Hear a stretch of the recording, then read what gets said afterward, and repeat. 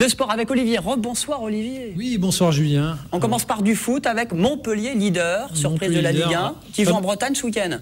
Oui, exactement. Alors regardez ce classement, si on peut voir le classement, Sébastien en régie, parce que ça fait plaisir. Après 5 journées de championnat, Montpellier est le leader de Ligue 1. Alors 2 déplacements d'affilée, vous l'avez dit Julien, attendent les hommes de René Girard, mercredi prochain à Ajaccio. Mais tout d'abord, samedi soir à Brest, des Bretons qui n'ont toujours pas gagné de match et qui restent sur une défaite au PSG, 1-0. On peut voir également les images de l'entraînement. C'était ce matin, bien sûr, à Grammont. Le stade brestois a montré de belles choses, notamment face au PSG dimanche, une petite défaite 1-0. Donc ça va pas être facile pour Montpellier. Pour Vitorino Hilton, le défenseur central du MHSC, il faudra que l'équipe impose son jeu pour ne pas trop subir. On écoute le Brésilien. Ce match de samedi, il faut jouer comme on a joué ces derniers matchs-là. Et puis si on reste rigoureux, concentré, et puis qu'on a cette envie de faire quelque chose, on va faire un bon résultat. Là, ils vont jouer chez eux. C'est à nous de montrer notre jeu aussi et de jouer, de pas reculer, de ne pas subir pendant le match. À noter le retour de Younes Belhanda, de suspension au poste de meneur de jeu bien sûr, et puis à la nationale avec les Crocos. Effectivement, les Nîmois qui jouent ce week-end. Les Nîmois qui jouent ce week-end, un déplacement à Cherbourg. Les Crocos restent sur 3 victoires consécutives, donc ils occupent la 8e place du classement de national provisoire, à 1 point devant les joueurs du Cotentin, parce que Cherbourg c'est dans le Cotentin, mon cher Julien. Thierry Froger, l'entraîneur, pourra compter sur sa dernière recrue, l'expérimenté Sébastien Piocel. Et puis on passe au rugby. Effectivement, Jean-Pierre, vous avez un pronostic pour la rencontre à Nîmes. Vous suivez un peu les Crocos, les Nîmois? Oui, je suis assez régulièrement toutes les équipes et j'aime bien le sport en général. Donc, après un début de saison très difficile, je crois qu'ils sont bien repris. Donc 3 victoires assez nettes. Donc déplacement à Cherbourg, toujours difficile, équipe qui est difficile à prendre chez elle, et donc je leur souhaite vraiment beaucoup de courage. Mais Cherbourg repêché dernière minute, parce qu'ils évoluaient en CFA en début de saison. Alors, on passe au rugby. Ouais, c'est le derby du sud du week-end. Gros derby. L'USAP Perpignan MHR, c'est demain soir à Perpignan. Montpellier, on s'en souvient, l'avait emporté. L'année dernière, c'était la première fois à Aimé Giral. C'est la première fois que Montpellier emportait à Aimé Giral. Pourquoi pas 2 années de suite? On ne sait jamais, même si un bonus défensif ferait l'affaire du MHR. Dixit Eric Béchu, le co-entraîneur. En tout cas, il y a du mieux du côté du MHR. À noter la titularisation du tout jeune demi-mêlée Eric Escande, c'est lui qui a marqué l'essai vendredi dernier au Stade Français. Ce match nul à Paris et ses premiers points gagnés semblent avoir fait du bien aux joueurs de Montpellier. Pour le demi d'ouverture, Raphaël Lagarde, il s'agit d'abord de se rassurer dans le jeu. On l'écoute. C'est retrouver ce qu'on fait à l'entraînement en match, quoi. Donc, les comportements, les attitudes, donc, le replacement, c'est des choses qu'on a un peu de mal à faire en début de saison. Donc, qu'on a un petit peu commencé à... Enfin, on a passé un petit palier là, le week-end dernier, donc il faut continuer à passer les paliers pour pouvoir jouer comme l'équipe de l'année dernière, si je peux me permettre de dire ça, quoi. Essayer d'avoir un bon fond de jeu, comme on voit l'entraînement, ça se passe bien, donc maintenant il faut l'appliquer en match, quoi. Allez, le MHR face à l'USAP chez les Catalans. Le match est de vendredi à 20h. Montpellier qui est avant-dernier quand même du top 14 aussi. Montpellier 13e avec 2 petits points seulement, mais bon... Ça devrait aller mieux. Bon, le MHB, par contre, est leader en handball pour l'instant. Deuxième journée. Pour l'instant, donc en handball, on va voir les images de l'entraînement. Elles sont toutes fraîches, puisque c'était cet après-midi à Rony-Bougnol. Après leur victoire relativement facile à Toulouse, c'est le premier match à domicile face à Istres. Istres qui s'est incliné lors de la première journée face à Dunkerque, assez lourdement d'ailleurs. En l'absence des 2 ailiers gauche champions du monde de Montpellier, Michael Guigou et Samuel Onrubia, c'est le jeune Maxime Arvin Béraud qui sera titulaire à l'aile. On va écouter William Acambré et puis Patrice Canaillé, bien sûr. Les gros matchs, on sait qu'ils vont arriver dès le début octobre, donc là on est encore, je ne vais pas dire en phase de préparation, mais on essaie encore d'améliorer notre jeu afin d'être vraiment prêt à ce moment-là, quoi. c'est continuer à mettre bien notre jeu en place et être très attentif sur la qualité de jeu que l'on va déployer pendant 60 minutes. Je crois qu'actuellement, on est capable de fournir un handball de grande qualité. On a encore des trous à certains moments et c'est vers cette constance-là qu'il nous faut tendre à toutes les minutes du match. MHB Istres vendredi, gymnase René Bougnol à 20h pour la seconde journée du championnat de D1.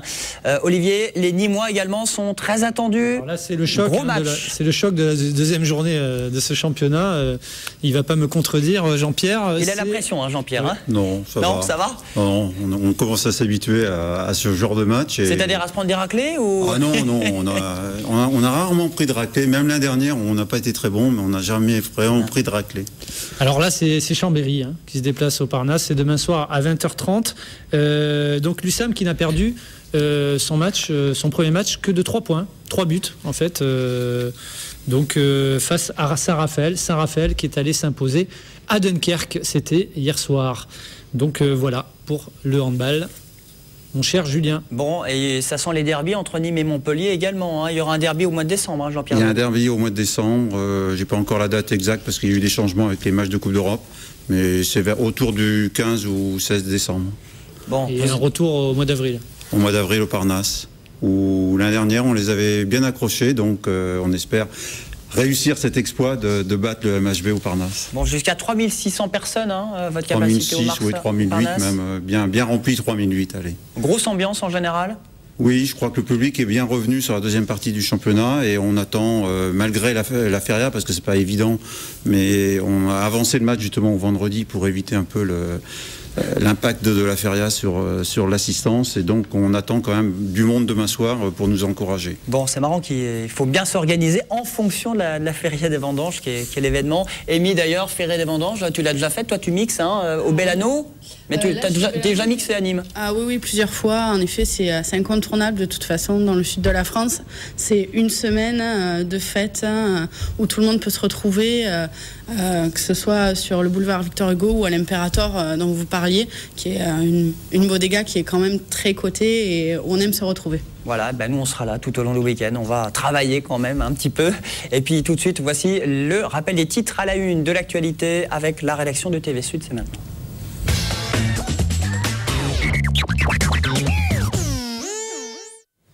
Rebonsoir Marlène. Rebonsoir Julien. À la une de l'actualité, l'usine Améthyste de Montpellier qui refait parler d'elle. Voilà, l'Améthyste épinglée par la Cour des comptes dans un rapport à venir sur la gestion des déchets. L'unité de méthanisation de Montpellier est pointée pour son coût. Les magistrats s'interrogent notamment sur le dépassement de 54% de l'enveloppe financière, portant le coût de l'usine de 57 millions en 2003 à près de 88 millions d'euros actuellement. Et puis le trambus, la lutte contre l'inondation, la réflexion de l'esplanade, autant de chantiers qui perturbent la circulation et les automobilistes à Nîmes. Dans le JT, on fera le point sur la circulation difficile en centre-ville. Et puis on finira avec le portrait de l'équipe de France de gymnastique rythmique. Les jeunes sportives participeront au mondial qui se tient la semaine prochaine à l'Arena de Montpellier. Puis une petite info sport pour Olivier Brachard peut-être, puisqu'en basketball, puisqu'en basket, la France vient de se qualifier pour les demi-finales face à la Grèce 64-56. C'est championnat d'Europe. Elle tombera contre la Russie ou la Serbie d'ailleurs. Voilà pour la dernière info. Bon, météo, va-t-il faire beau pour cette feria des vendanges à Nîmes ce week-end? Alors le matin, ça sera couvert à Nîmes et au Grau-du-Roi. Le matin, il fera quand même plutôt doux, 17 à Alès, 18 à Nîmes et à Montpellier. L'après-midi, le retour du soleil sur toute la région. Et donc il fera beau pour la feria, 27 aux Saintes, 28 à Béziers et à Alès, 29 à Montpellier et à Nîmes. Bon, à Montpellier, il fera beau. Bonne récup. Merci. Et à plus tard pour le journal, Marlène Mette. Merci beaucoup. Jean-Pierre Vernier, je le disais, vous êtes notre invité président de l'USAM, le club de hand de Nîmes. Je crois qu'il y a des nouveautés cette année. D'abord, il y a des recrues chez vous, au club? Oui, nous avons donc recruté 2 joueurs principaux. C'est Jérémy Vergely qui est pivot, qui jouait à Nantes, et Kovac qui jouait en 2e division, un gaucher qui nous apporte énormément. Nous avons fait revenir Guillaume Sorina, donc un joueur emblématique de l'USAM, qui était parti pour 1 an sur Chambéry et qui a voulu rejoindre sa fiancée, donc Camille Aiglon, à Nîmes. Ce qui nous arrange bien, et donc pour nous c'est une excellente recrue, et retour également de Yacine Idrissi dans les buts, avec le départ d'Anotel à Dunkerque. Alors ça se passe plutôt bien ce début de saison, il n'y a eu qu'un match, Donc perdez que de 3 buts face à Saint-Raphaël, quand même, c'est pas rien. Oui, je crois qu'on a fait un bon match. On a fait une mauvaise entame. On perd 4-0 et 5-1. Après, on se reprend un peu en deuxième mi-temps. On est à -2. On avait une balle de -1. Bon, on termine à -3 à Saint-Raphaël. Je crois que, vu le résultat de Saint-Raphaël hier soir, il n'y a pas de déshonneur à ça. Je crois que les joueurs ont envie. Il y a une très bonne préparation avec Jérôme Chauvet comme nouvel entraîneur. Donc, le groupe vit bien et on a vraiment beaucoup d'espoir sur cette saison. Alors, on sait que ça a été très dur l'an dernier. Hein. Vous êtes un début de saison assez catastrophique. Puis après, vous êtes bien revenu en deuxième partie de saison et vous êtes maintenu finalement en première division. Cette année, vous visez bien sûr le maintien, mais peut-être un petit peu plus. Oui, on termine 10e l'année dernière avec un début de saison catastrophique parce que sur l'ensemble des matchs allés, nous avons marqué que 2 points, 2 matchs nuls, donc pas une victoire. Donc en essayant de gommer ce début de saison catastrophique, je crois que pour le club, une place dans les 7 premiers, ce serait déjà, je pense, une bonne chose. Après, en fonction des événements, si nous n'avons pas trop de blessés, parce que nous n'avons pas un effectif très très riche, et c'est peut-être là où il y a encore à améliorer pour que le club soit dans les premiers. Je crois que si nous n'avons pas vraiment beaucoup de blessés, on doit atteindre la première partie de championnat dans les 7 premiers. Je crois qu'on a notre place. Alors demain c'est Chambéry. La première journée c'était Saint-Raphaël. Finalement c'est pas mal de jouer les gros bras quand même. Je crois que ça permet déjà de se situer un peu. En plus, ce sont des équipes peut-être qui ont un peu plus, qui sont comme nous, qui sont en phase un peu de rodage. Donc c'est aussi bien de prendre ces équipes. Derrière, on va à Cesson, donc un déplacement un peu difficile, surtout contre une équipe avec qui on va vraiment être en concurrence, parce que Chambéry, Saint-Raphaël, on n'est pas vraiment directement en concurrence, donc c'est plus après que ça va se passer. Il y a des nouveautés extra-sportives également pour cette rentrée, un marketing, vous avez amélioré les choses là aussi. On a bien travaillé là-dessus, donc alors on profite de la feria pour ouvrir notre bodega d'après-match. Ah bah voilà, donc, une bodega là aussi. Voilà, là. Donc c'est une nouveauté, donc on va essayer de capter un peu les gens après le match pour boire ou manger des tapas juste après le match. Et il y a également une volonté du club d'ouvrir la tribune, je dirais, à des gens qui sont un peu en difficulté. Donc on a instauré la tribune nord, qui est la tribune derrière les buts, pour une entrée à 5 €. Donc pour 5 € aujourd'hui, on peut venir voir un match de handball de première division avec une équipe européenne, Chambéry et tous ces internationaux. Je crois que c'est un effort aussi que l'on fait pour l'ensemble du public. Quand on dit Patrice Canaillet, est-ce que ça vous fait froid dans le dos ? Non, Patrice, j'ai encore rencontré au Trophée des Champions. Je crois qu'on joue le même championnat, on joue pas tout à fait dans la même cour, mais ce sont des gens, d'abord, il est Nîmois, donc... mais c'est l'entraîneur du MHB. Son adjoint aussi est Nîmois, donc... Voilà. On va l'écouter ? On va écouter Patrice Canaillet, on lui a demandé. Que Nîmes se maintienne dans cette première division. Ils l'ont fait avec beaucoup de panache en réussissant une deuxième partie de saison superbe. Cette année, ils ont recruté, ils ont amené des petites modifications à leur équipe, mais quand même de manière très sensible. Donc je pense que c'est une équipe qui va être beaucoup plus dangereuse que la saison dernière, parce que ils ont senti le vent du boulet, donc ils vont être avertis et ils vont être, je pense, très très appliqués tout au long de l'année. Et puis surtout, on est très heureux de pouvoir reproduire ce que l'on avait fait l'année dernière, c'est-à-dire 2 très beaux derbys, un à l'Arena et un au Parnasse, parce que ça c'est la grande fête du handball régional et ça c'est toujours un moment très excitant pour tout le monde. Voilà, Montpellier-Nîmes, 15 ou 16 décembre, ce sera donc au Parnasse. Oui. Tout à fait. Merci beaucoup Jean-Pierre Vernier d'être venu sur ce plateau. Puis on vous souhaite une très très bonne saison. Vive le handball! Vive le hand sur TV Sud. Évidemment. Allez, on enchaîne avec la chronique musique.